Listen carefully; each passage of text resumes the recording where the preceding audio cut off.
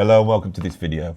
I'm here with my friend, although he was my friend until a few minutes ago, Dave the Vinyl Vulture. Now this man has a YouTube where he talks about records and I've promoted him. I basically made the channel really with my kindness, and I did that under the assumption that Dave here knew about music and he was, you know, able to offer some sort of constructive knowledge, information about the records he's out there buying. And I took that on face value and have supported him in that way. Now, just been shooting a video. I bring this album out and he's like, who's this? I don't know who this is. Who's this band? I've never heard them. And he even said, oh, is it like all your proggy lyrics? And took the mickey out of it. Took the mickey out of the Cardiacs, he did. And I thought, you know nothing, mate. You know nothing. And your position here on my channel, you know, getting all the rewards, all the bloody, you know, subscribers and views and me doing the film, I'll get nothing out of this, you know.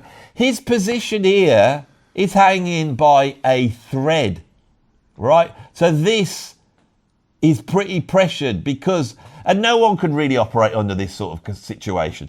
What I am about to do is I'm going to take this album, which I made the claim is one of the greatest albums ever made, and I am going to play two contrasting songs on it to Mr. Jenkins here, as I will carry on referring to him until he realises the error of his ways. So what we're going to do, and joking aside, because I'm not really going to put on that break, I'm going to play two tracks to him. I'm going to play him first Fiery Gun Hand, which has one of the greatest guitar solos ever made on any record. And then I'm going to play him Dirty Boy, which if you remember, if you go back right to the beginning of this channel, and I did the 10 greatest songs ever written, Dirty Boy was in the list. And you're not going to hear them. You don't need to hear them, because if you know them, you know them. And if you don't, you should go off and listen to them now. Pause the video, and then you can come back and have an extra involvement in this video. But basically, this will fade to black in a minute. And then when it fades back up from black, which will be done through editing, we're not actually going to like dim the lights down or anything like that, because it's too bloody hard now. No, it'll be done through editing. And in that time, when it goes black, the camera will stop and I would have played him the records. So when it comes back on, don't say there's no way you could have played him in that time, because it's edited. It's bloody edited. It's quite simple. So when it comes back on, you will have heard the tracks. So I want you to take a mental picture of his face now there. That's him. Knows nothing about the Cardiacs. A Cardiacs virgin. Innocence. Doesn't know anything about him at all. Innocence. Right? When you see him in a few seconds, he will have heard them. Changed man, hopefully.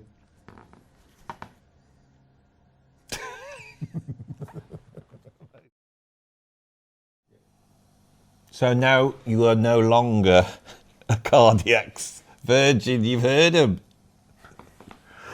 Indeed. Indeed I have. What do I think? Wow, it's not an easy listen. It's for the average layman, as we've said, you know, the average person, it would be probably a little bit too much. A little bit too much. But I really like it. The first song you played me, Fiery Handgun, it's obviously, from what I recall, it's some weird shit going on. Some weird time stuff going on. A little bit Zappa-esque in places, I heard, if I've got that right. But I liked it. I like Dirty Boy more, because I am a dirty boy. No. I like Dirty Boy more. And two reasons, you know, when you're listening to something you automatically go to frames of reference of other things that you know. And you mentioned the way it doesn't resolve ever. Yeah. And the tension constantly building, which is amazing. Which also reminded me of a song by XTC called "No Language in Our Lungs." I've always felt that Cardiacs are like it's like the dark underbelly of XTC. Yeah, they 100%. Really are. If you like XTC, you will like Cardiacs. Yeah, I would agree. XTC have got a little Beatlesy and a little bit of Beefheart in there. Yeah. I don't think there's much of that here. If there is, it's kind of better disguised. But like the tension that Andy Partridge builds in his songs, and then the resolve. Sometimes he doesn't resolve. It's just there all the time, and that's such a hard thing to do, you know, as a songwriter. I love that about it. It also reminded me some of the the way it kept, the progression kept going, reminded me of the last track on Going for the One. What's that called? Awaken. You're right. I had never thought. Awaken is it's probably my favourite prog tune ever. It's incredible. I love that, and also Coltrane as well. This idea of ascending. This is the music that feels like it just keeps going up keeps and going up. to heaven, yeah. This is like that. All I can say is I've played you 2 tracks.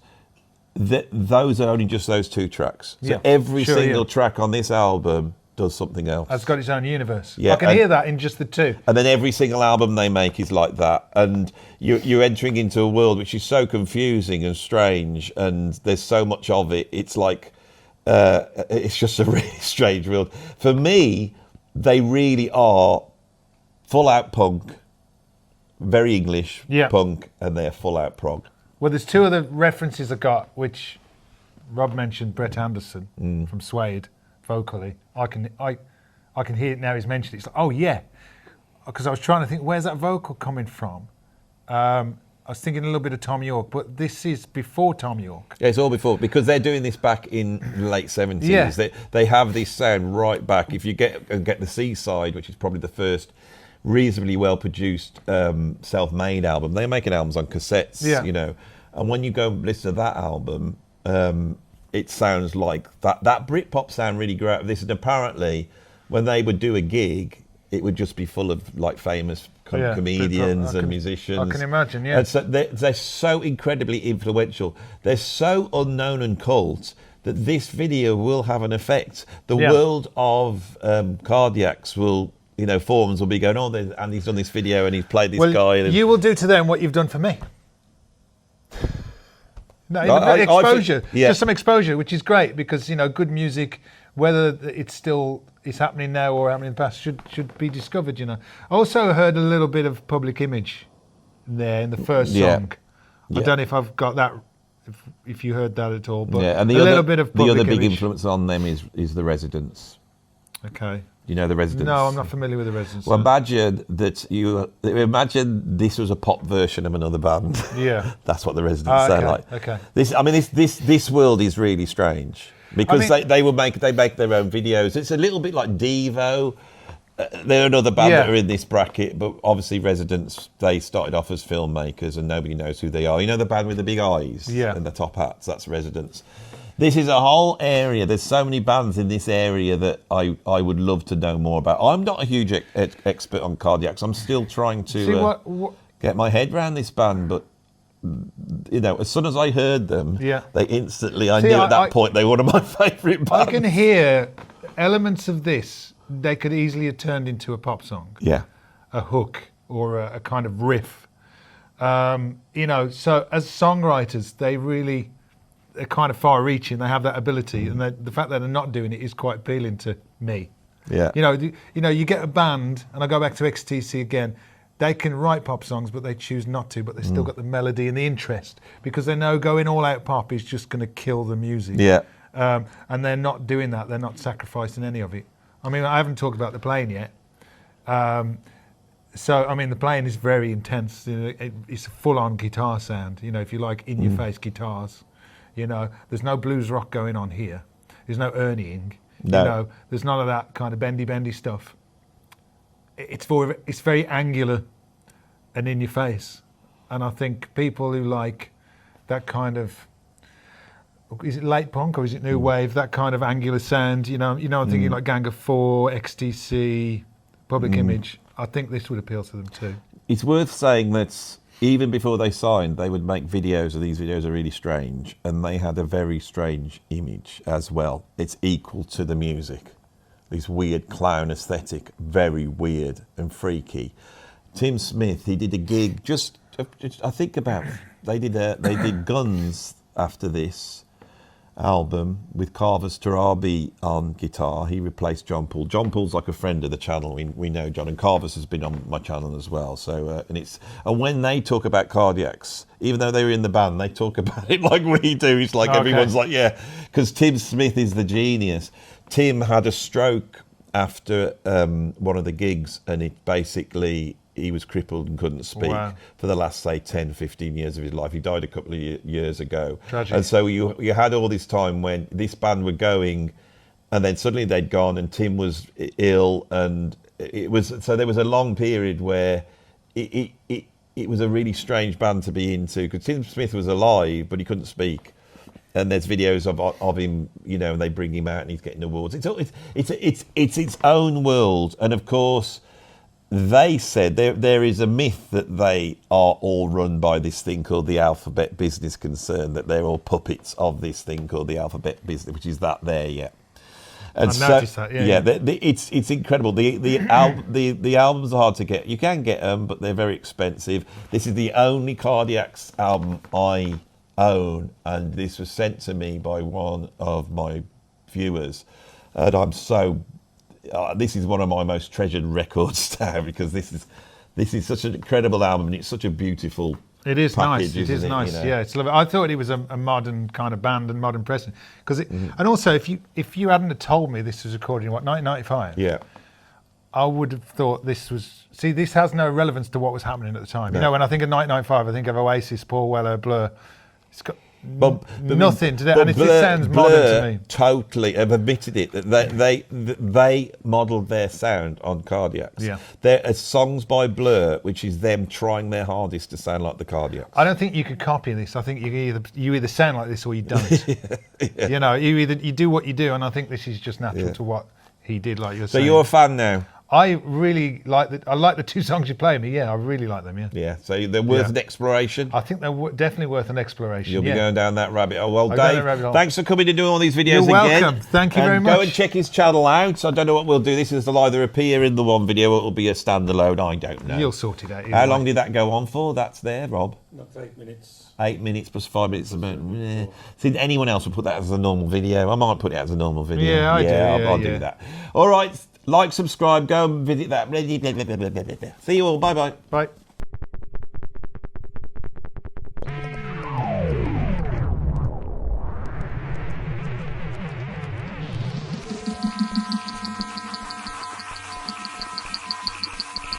Well, what can I say about Cardiacs? Probably my all-time favourite band, I guess.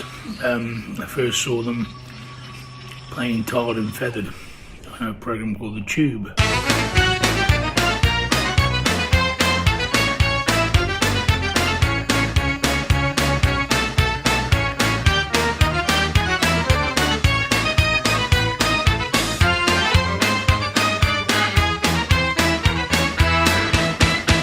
think it was in 87 maybe? I don't remember. I remember at first I was like, hey, what is this? But I remember recording it on the VHS video cassettes as they were back in the day, and then playing it over and over, and it just clicked with me. Something about them was really unique, special. The sort of crazy, fast punk prog mixed with nursery rhymes, almost, I don't know, it's almost like a secret recording of some of my childhood memories. It seemed that Tim had tapped into that in a way. I think that's the same for everybody. There's something nostalgic about them. I was lucky to get to know Tim reasonably well, and Jim and a few of the other guys, as we shared the same manager for a while. And in the late 80s, early 90s, I would go and see Cardiacs, and after the show, at various drunken stages, Tim and I would talk feverishly about each other's music. He had admiration, or a respect rather, for Napalm as well. I think it kind of confused him, what we did, as much as perhaps what the Cardiacs did confused me in really creative ways. We just both admired each other's music, and we always talked about doing a project together, but of course that sadly never happened, which would have been wonderful. And then, due to Napalm Death's touring schedule, we were always so busy, but sometimes, be it with Napalm Death or other projects, you'd be driving in the desert for hours and hours, and something about Cardiacs, I would always play them in certain tracks, especially The Taste of Honey and stuff like that. Just used to put me in such a place. I was so far away from home.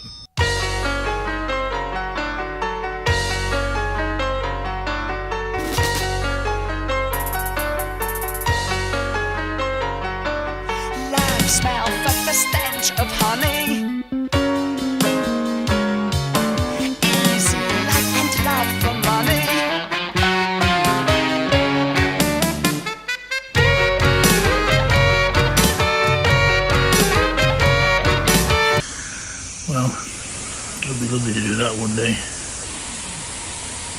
Sadly, Tim's not here. It's a shame. But marvellous band, really. For me, they just put me in a good space. The day's not a good day unless you play cardiac, I think, personally.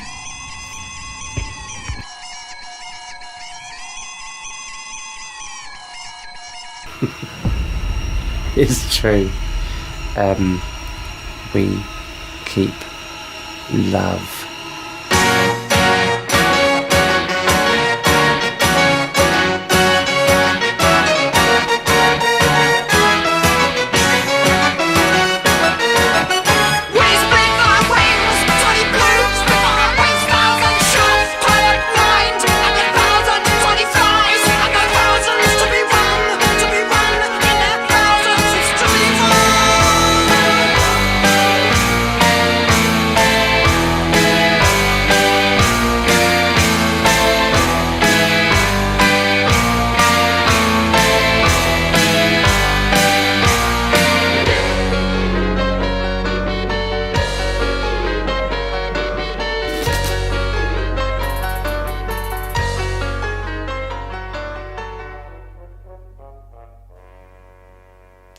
Cardiacs for me combine the sort of anarchic court gesturism of English culture that need to conform and cue, but at the same time to pull down the edifice, the fakeness, and expose the raw reality of existence. Something that goes back to the New Model Army or the Luddites. The idea of creating chaos, like a forest sprite or some sort of jack-o'-lantern character.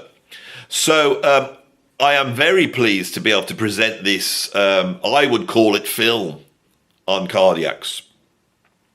Now, it is perfunctory at this point in time to have some sort of biography of the band, so you can be filled in with that, and then have some interesting things building up to the emotional climax of Mr. Tim Smith actually ending up very ill and then dying quite prematurely. And I need to wring out as much emotion from that event as possible. So I thought the best thing I could do is to do what most YouTubers would do at this point, and that is to go to ChatGTP and ask them to write a brief biography of Cardiacs, and then I can just read that out whilst putting over the top various photographs and images and bits and bobs to make it feel like you're watching a proper documentary, but without actually having any effort. So I would like to now take you, after that introduction from the great Shane Embry, I would like now to take you to a biography of the Cardiacs done in precisely the way that I just described.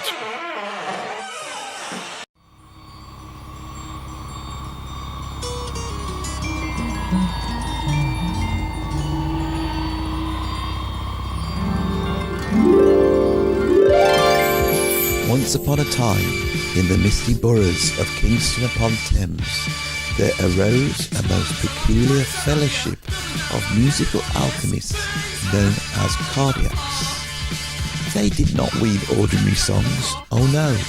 They stitched together ribbons of punk fury, prog rock grandeur, carnival melodies and seaside madness, until their music shimmered like a funhouse mirror reflecting both delight and dread. At the heart of this merry band stood Sir Timothy of Smith, known in the mortal realm as Tim Smith, a composer of wild genius, with eyes fixed on strange and beautiful horizons no map could show. With his brother Jim and a rotating court of loyal players, he led the group through enchanted forests of sound beginning in the late 1970s. Their early spells were captured upon curious relics such as The Obvious Identity, 1980, and Toy World, 1981. But it was with the grand and unruly tapestries of A Little Man and a House and the Whole World Window in 1988, and On Land and in the Sea, 1989, that their legend began to spread among devoted listeners.